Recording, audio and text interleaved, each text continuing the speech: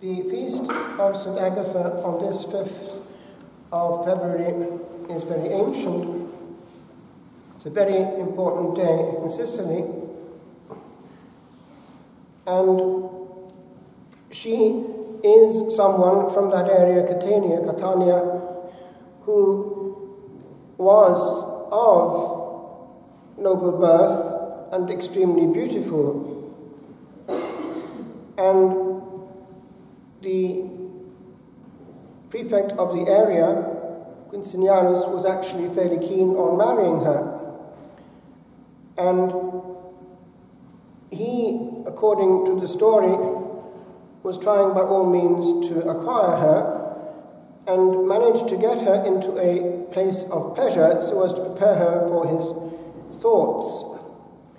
She would have nothing of it and was divinely protected. Eventually, he changed course, and threats and torture followed. The iconography presents her holding her two breasts in a plate or something of that nature, for they were amputated under torture. But according to the story which has come down to us, she was given a vision of St. Peter after the event, who healed her, but she was replaced under torture and eventually expired. She was a damsel, and the youth of this girl is certain, whatever the details of the martyrdom, and she is to be invoked for purity as also for breast cancer, and also for protection against fires and earthquakes. For, as you know, Sicily for centuries was under threat from Mount Etna, and on one very dangerous eruption, all the citizens got hold of her sudarium and took it to the boiling lava which was protruding, and it all stopped. It's rather like Aberfan, isn't it, in Wales? This stuff coming down and following the trace of mankind into the beyond, obliterating a whole village in our case, but it could have been something similar in Sicily.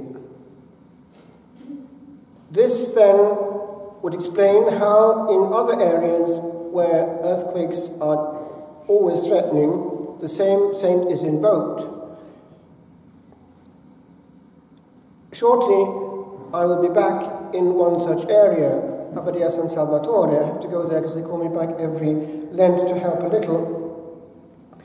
And opposite us is the hill or mountain of Radicofoni, which is precisely one such area. If one looks at the Monte Amiata, you can see quite clearly it's a huge volcano, and its top has been blown off. But even now, if one goes to that area, one can put one's nose to the openings here and there in the ground, and one smells sulfur.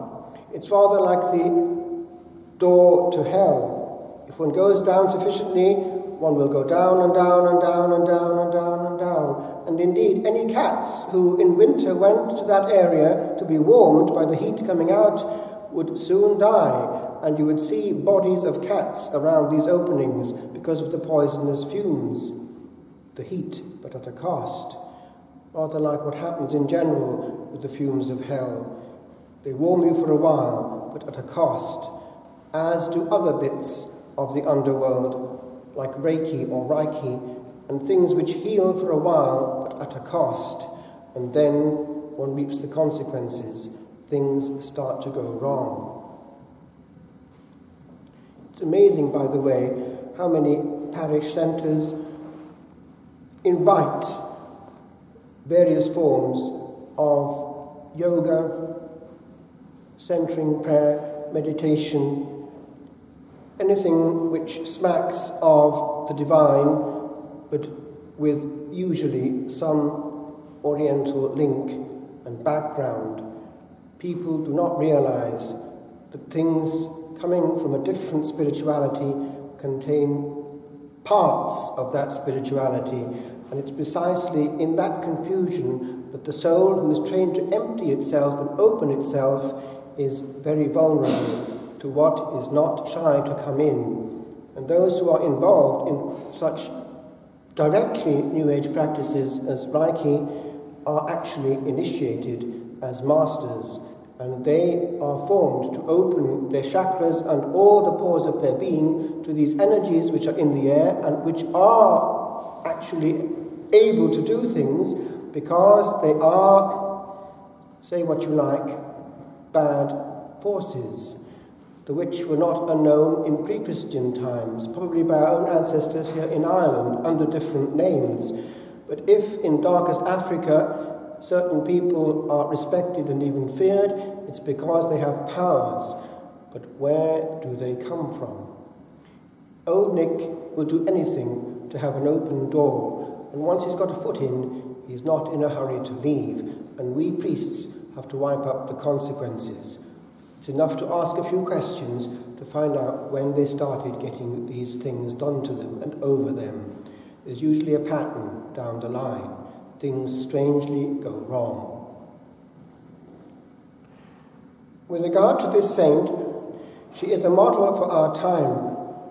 We notice the torture that she had to undergo. There is also a story that she was protected in her purity, and that those who wanted to gaze were actually made blind immediately. This is fairly contemporary. I understand from what I hear that by now, more dangerous still than addiction to cigarettes, alcohol, soft drugs, certain hard drugs, and other stuff of the same substantial effect, is the addiction to what is easily available by anyone who has internet in the privacy of his room. At a very early age, young men in particular are spending quite considerable amount of times gazing at what is going to have an effect, not only on their imagination, but on their patterns of behavior. And this new form of addiction, I mean the worst possible kind of pornography at an early age, is contaminating their souls before they start life.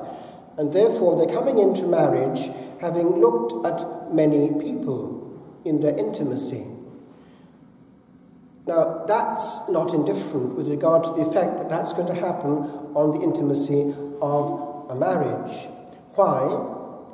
Because the mentality of using, of enjoying, of taking a part of, is what reigns in their minds. And as in the case of little children, when one has had enough of a new toy, one discards it for the next. So too, mentally, will it be. When one has had enough of this particular human being, this object in their mind, that person too will be discarded.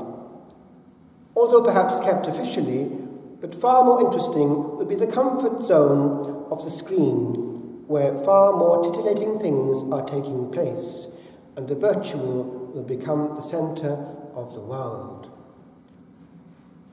And do you think that a woman in marriage does not know that or pick it up? This, my friends, is the progress in our culture in the last only 15, 20 years. It's a very big difference on the level of human society, because it means that when it comes to marriage, as was examined by the Synod Fathers, we're handling a new reality. The whole question of the capacity of a young man now to contract a valid marriage on the level of the will and understanding is at times questionable, which explains why our good Pope has seen the problem and therefore its possible solution. we may be handling more invalid marriages than we think, and some, we priests know it, are fairly easy to pick up after only a few minutes. Therefore, he has provided a shortcut for those cases which are fairly evident, which is only fair, because in practice what happens is the rich get it and the poor don't.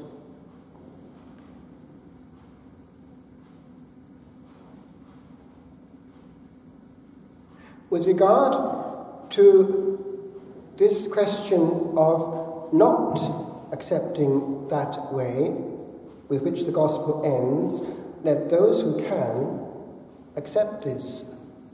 We who are involved in directing young people know that this too has had an effect. If one goes to a place of formation to the priesthood now, one is having to handle a new type of entry quite often.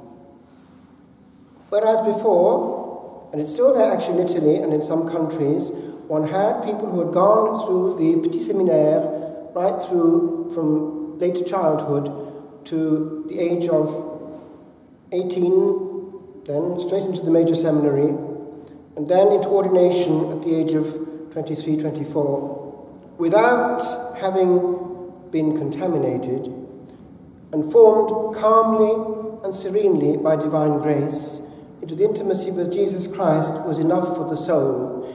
Now, with the closure of most minor seminaries and the tendency in many places to push back people who actually do want to enter young, we have the problem of a high proportion of candidates coming in with what we call baggage. Now, do you think that's going to be a help to them when it comes to refinding serenity, early life, which went through the window at the age of 14, 15, 16, to be found again at the age of 25, 26, 30, 31, even 40, having been round all kinds of places before they settle down to one final solution? Do you think that that's going to be so simple? And do you think that necessarily old Nick will give them peace even after ordination? It's not quite so simple as one thinks either with regard to that, because even after ordination, new problems have come in which were not there before. Notably, in practice, the small number of priests compared with before means also the rarefication of priests geographically. The priest is on his own, and it is rare in practice to have what was easily available before, priestly fellowship, when one happily had access to a good number of like-minded men with whom one would talk shop and have a good time in between. Now a priest is always nearly with lay people, and lay people want to possess him. And that form of possession can be actually ambiguous. A priest now is far more vulnerable than ever before. With regard to the Eastern solution, it's not so simple either. Attention was drawn by Cardinal Müller, head of the Congregation of the Doctrine of the Faith, when discussing the question of marriage with the East.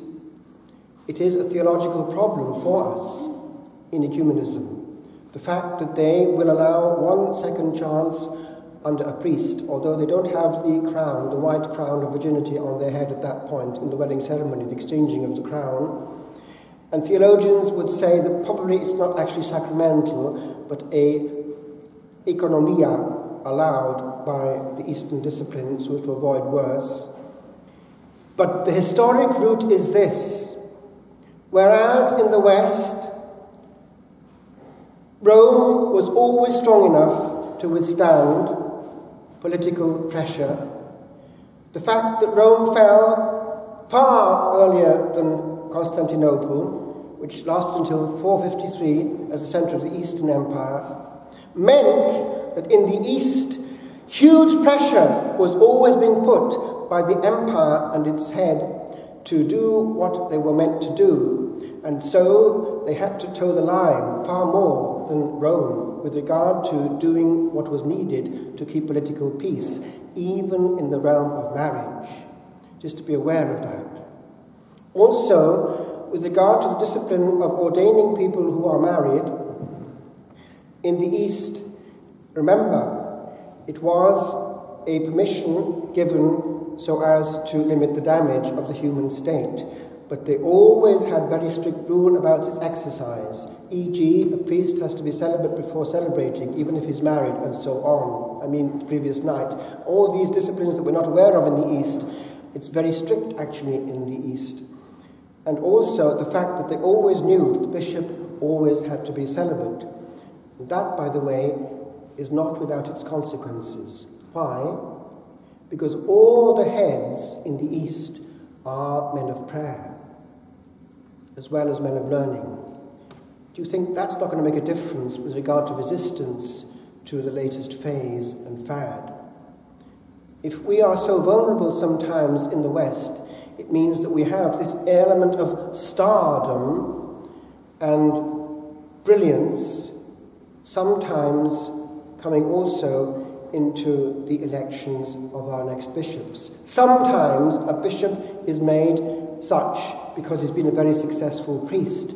But if one looks carefully, being a very successful priest often means a very dynamic, charismatic priest, but not always necessarily a man of obedience and serene contemplation, which is where the East is coming from, which would explain why, in 50 years, the West, again, has not always succeeded in resisting, as well as the East, when it came to honouring God in sacrality of worship. There are more things under the surface than one realizes. Why? Because a priest who is not, in the first instance, a man of contemplation is far more at risk, both with regard to the temptations of the flesh and on the level of obedience to the will of the spouse, of the soul. Jesus Christ, the Son of God, who indicates his will also in the way the church asks that he be honoured.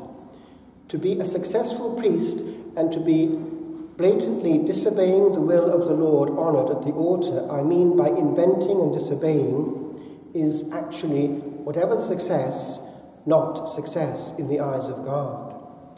It's far more honouring to be humbly invisible in a cloud of prayer where only God is thought about and the priest is crystal clear. And that too is the best armour against Satan. God thought of, God loved, God reigning on the altar.